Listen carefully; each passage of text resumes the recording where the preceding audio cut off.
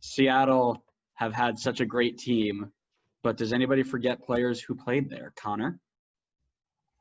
I did not know this guy played there. He's also not a guy that I would consider too much of a household name, but I feel like if you follow the league enough, you should know who he is. And I went with Eric Zavaleta Okay. because I always associate him with Toronto. Right, the He Toronto team. plays, yeah, he's played over 100 games for Toronto. He was there, I think, when they won the treble. So he's going to always be linked with them. And I didn't realize that before he went to Toronto, he was actually drafted to Seattle and then played 5 games for them before he went to Toronto.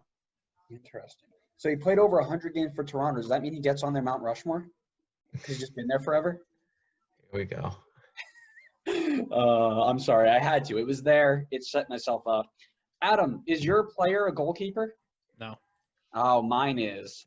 Yeah, I didn't want to take yours after you mentioned it. I saw it and I was like, I'll avoid it. Y'all remember that guy who was like obscure for so long and then became one of the best goalkeepers in the league with LAFC, earned a bunch of USMNT call-ups, and now is tearing it up with the Loons? Yeah, he started at Seattle. Tyler Miller. Don't say that name in this podcast unless we are making fun of people. Tyler Miller made 8 appearances for Seattle when he was a backup to Stephen Fry, and he got 2 clean sheets.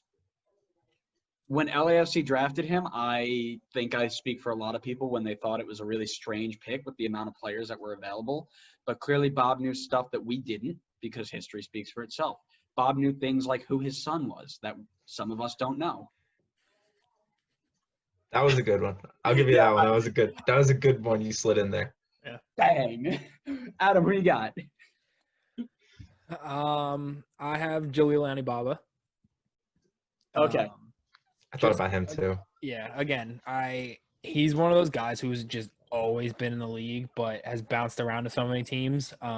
He is one of my roommates from college, favorite players who's a New England fan. Oh, yeah. So I just think of him being at New England. But looking at his resume of teams, I mean, he's just been everywhere.